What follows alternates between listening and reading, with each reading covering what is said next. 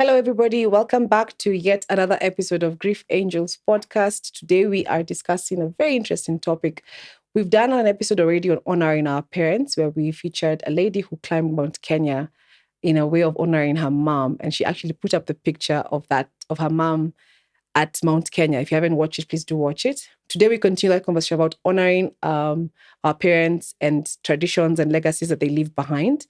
But looking at it from a place of what if those traditions, beliefs, practices might actually be harmful practices that we continue with in the world in a way that harms us as individuals, even if we're the ones who are left behind. And can we find a balance between what is honoring my dad and what is actually a harmful practice that I might need to let go? To help us with that discussion today is somebody that we all love and know, Fakii Liwali. I will allow him to introduce himself because I cannot do justice to introducing you. All I know is this guy is on Netflix. That's all I know. Is that correct? Yes. Cool. Hi, guys. My name is Fakii Liwali. I'm a filmmaker, a creative executive producer, as well as talent manager. Just done my second film, first film on Netflix, second film on pay-per-view on Feel It TV. Okay. And that second film is why we're here. Yes. Yeah? Do you want to tell us just a little bit about the movie? Just a little bit. The movie is called To Asunder, and it's a movie about this couple who just got married, and the groom is told on the morning after the wedding that he has to make a huge sacrifice, and now he has to make a choice between, does he go on with this sacrifice as is expected of the family, or does he want to actually break this tradition and get away with it? Yeah. Which goes against what the family actually wants. Because our families do have a lot of hold on us. Yes. And sometimes when there are things your parents shield you from as you grow up, and only when they pass on is when you begin to see those things and you're like, wait, these guys were actually doing XYZ, and now I have to step into those shoes. Yes. Sometimes it could be big things like continuing with foundations or a good cause. Sometimes it could actually be some harmful practices. Yes. So maybe let's start with, where did the idea or the inspiration for this movie come from for you? Okay. So a few years ago, my wife and I, my wife who's actually the creator of the story, I'm the co-creator, we had family issues where she lost her mom, then I lost my dad, very close to that, and then a bit later she lost her dad. So one of the things that we experienced at that time was during all these funeral arrangements and all, because of now talking to the extended family, we used to be told about this and these things that you have to do, and some of them sounded a bit odd, and when we talked to our friends about them, our friends now started revealing other more harmful things that they had had or experienced with their families, that made ours seem like something so small, But then you have to give me an example. You have to give me. Okay, so when so I was told that I need to pay dowry on behalf of my dad-in-law. Okay. No, so yes, I had to. We had to do something so that to have my dad-in-law have to have paid dowry, so that it also allows me to then pay dowry, and it opens up something. So there was something that they said, and the more we talked to people, the more they gave us some outrageous stories. Like, for example, one of the most common that is rarely talked about, but is such a common thing apparently, is, and people mentioned 3 communities in Kenya. Allow me not to mention them. Not mention the communities. So there's a thing about if you're married, your mom-in-law, like your husband's mom, will actually come and tell you that you need to get, one of your kids has to be from outside of your marriage. Me and my husband. Yes. Yeah. And the reason they say is, just in case there's a curse in the family, this person from outside is the one who will save the rest of the family. What? Yes. So we had so many of these things. For real. And now when you look at those communities, Yeah. you actually start seeing there's always one person who just doesn't look like they're from that family. Yeah. What people like to say, the black sheep of the family, Yeah. or just a different child who's A just very different different. But child. maybe Yes. I'd never heard about that Yeah. until I watched the movie, which Yeah. I absolutely loved. Yeah, It was thank you. it was a genius of a movie in itself. Thank you. And then that got me thinking, that's of course why we're seated here. But I wonder then what else is out there, because I have also lost both parents. Mhm. I know, at least in my community, there are things that I hear, and I keep asking, who's going to continue these Yes. things when these guys are not here, because no, they didn't teach us. Yes, Yeah? yes. Even as simple as ratio and going to do things before the wedding, those things people kind of just know. Yeah. But I wonder for future generations who's going to tell them what to do. Yes. But then there's also the one you've just mentioned. I've never heard about it. Yeah. But also when I went and checked for this episode, it's quite common actually. Yes. That people will tell you, your mom-in-law will tell you to make sure one of your children is from outside. Yeah. It's insane. That is insane. Yeah. Is there any other one that you remember that stood out for you, or no? No, the others are scary. But what has happened now is after the movie, we are getting feedback where now people are sharing videos and posts even on social media talking about they were about to be offered as a sacrifice, and they ran. Like, let me tell you, and you actually see prominent names. It wasn't an imagination? No.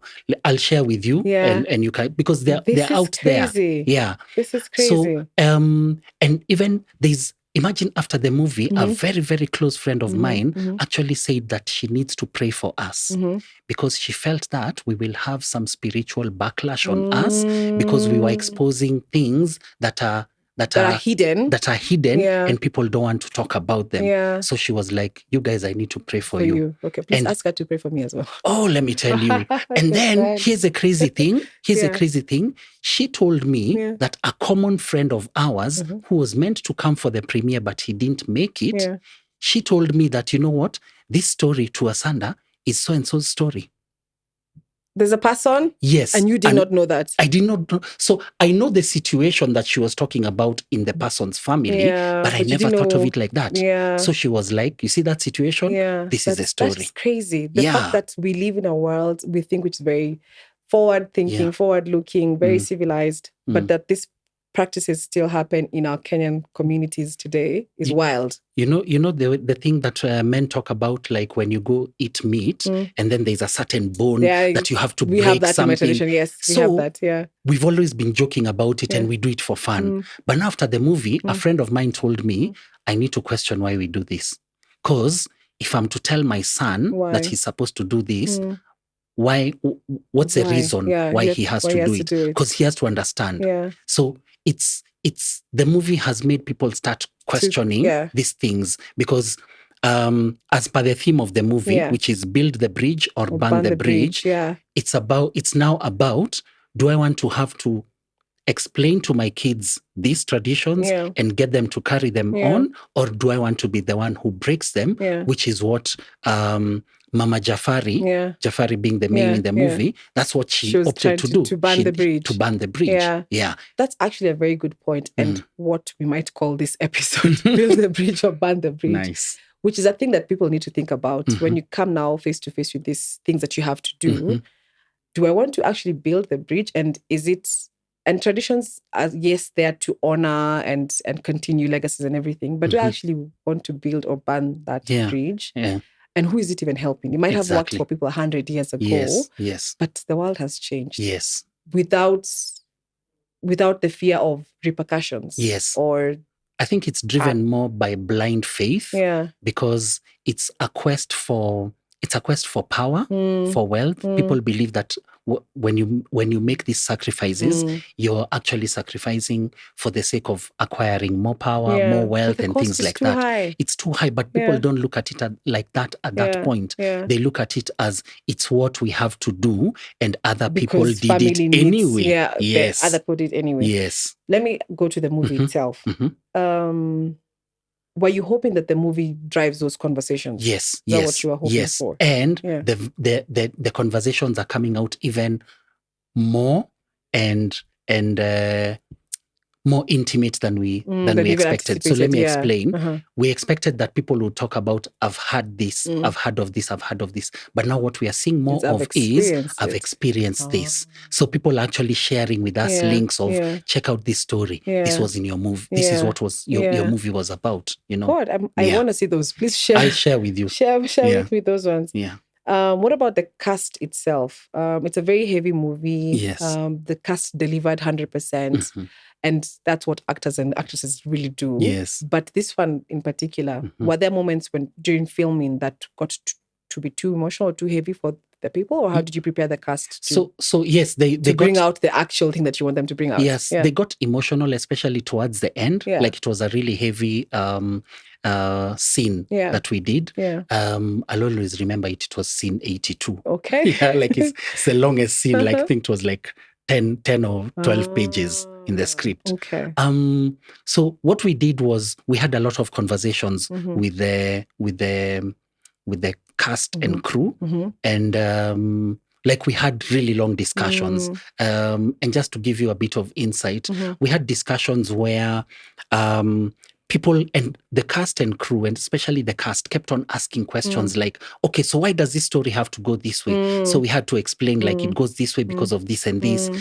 This is what happens. This is how the story has to flow for us to tell this. And down to even a discussion where we almost shot two different endings because and just to give it away a bit but not telling much, we wanted to shoot an ending where this person dies and another ending where this person lives, and just to see which one would work best. Like wanted to do a focus group after. But then during shooting, we had an audience, we had students from USIU Film School, and when they heard about it, they were like, no, just go with this option because it will be more dramatic and it will raise more sure, I know questions. what you're talking about, and I already have an opinion, but I will keep to myself. Yeah. But okay, do you, in your opinion, why do these harmful traditions continue to exist? Because people believe, you see, we are born into them, and we are convinced by those before us that this is why we are successful. This is why we are wealthy. This is why we are healthy. This is why our family has long life. This is why we are powerful. So we get into it without questioning. Again, also, the way we are born into it, there's hardly ever discussion around why. It's you found it that way and you just continue with and it. also you can't question your elders. Our community doesn't allow you to question your elders. Yes. And even sometimes something that came back to us, because now we would ask people like, have you ever thought of questioning? Then the few who say they've questioned their parents realize at some point even their parents don't have the full answers. But because of the way they believe in them, they just go with it. That's so interesting. But we are now in that generation where people now want to burn the bridge. Yes. And people are beginning to question and say, that doesn't make any sense. Why would I do that? So it's and now we're getting kids who are exposed to the world. Very opinionated. So they ask questions. Okay. How do you hope to Asunder influences younger generations, like we've just talked about, like our kids who might be unaware of these traditions? And I'll give you context. I think our generation sits right in the middle of that. Exactly. The one that's kind of pushed these things, and it was pushed down to them anyway. But we are also kind of moving, because of digital age and everything, kind of moving away from it. Our kids don't have that mix that we have. Our kids are fully digital. They don't know anything else. They will ask anything, they will question, they will ask anything, they'll check on the internet fast. Exactly. So how does a movie then influence their thinking and them driving the change that we want to see? So one of the things is we are hoping now we in the middle, who, like you've rightly put, would be triggered to have the conversations, would be triggered to realize that our kids will ask questions, would be triggered to be ready to answer these questions to our kids. But then the kids at some point will notice that now my son or my daughter will notice that mom is not happy because there's something that she expects me to do that I'm not doing. But then I explain to the kids that there's this that exists, but I feel it's wrong and I feel we should stop, then just we have that conversation. So it's good for the kids to know where all this is coming from, so that if one day the elder ones now explain to the younger ones that you're suffering because your parents refused to do this and this, then they understand that we refused because those are harmful practices. Okay. Yes. Would you in a way say this movie was you and your wife honoring your parents, or the story comes from them? Yes, a little bit it was. And somehow it's almost being grateful that either they didn't push us into doing some of these crazy things, or grateful that these things didn't even exist in the first place with them, unlike what we've had from others. Yes. Okay, that's really, and I'm really sorry for the loss of your dad. Thank you. Let's go to, and also your in-laws. Let's go to you and your grief. And I know I hadn't prepared you for this part. Okay. But grieving as a man in Kenya, how has that been for you? Oh, it's tough, especially when, say, you're the firstborn. So you're expected to be strong 100%. For everyone else. And while everyone is grieving, then you're the one trying to figure out what the arrangements will be. So your grieving comes after. So, and I've experienced this because even years ago when I lost my sister, it was the same thing where you're doing all these things. You're enabling the family to go through grief without you yourself going through it. And it's always when the coffin is going down, that's when it hits you. Because you've been so busy running around making sure this day is a success, and you haven't stopped to cry and think. Then the other thing is, during all that time, there's a lot of people around you. So for a lot of people, grieving starts as soon as all these people leave, because now you realize, it's done. Yeah. Interesting. But also I think there's this thing that we do with our society around men don't cry. Yeah. Tears show weakness and things like that. Boys should be strong. Yeah. Is that what you'd teach your son?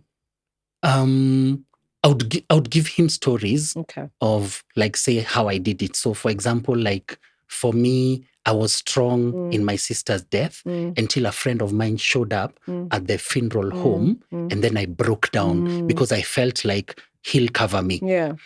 That same guy, we lost a friend, and he's the one who everyone was around, was looking up to when we were all grieving. Yeah. And then, so you need people like that around you. Months later, we did a trip and we were in Diani, and this guy just walked into the ocean and just went, and we saw him sitting in the ocean.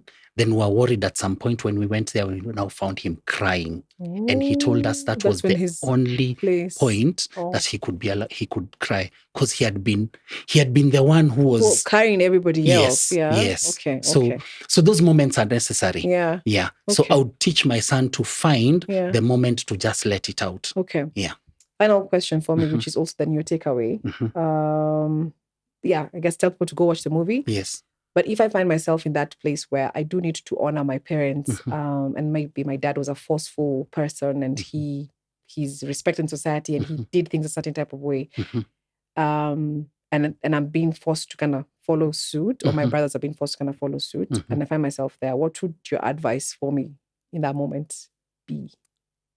I think have the discussion around it, especially based on, even now when you're talking to your brothers, have the discussion based on, would they want their kids to do the same thing that they would be pushing you to do? So everyone has to have that discussion think about how to explain this to your kids. How are you telling your kids to do these things?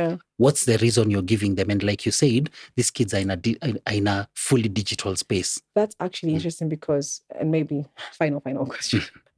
What happens now, even moving away from the harmful practice and traditions, there's also the other, just family legacy. Yeah. You're a film producer today. It doesn't mean your son should be a film producer. True.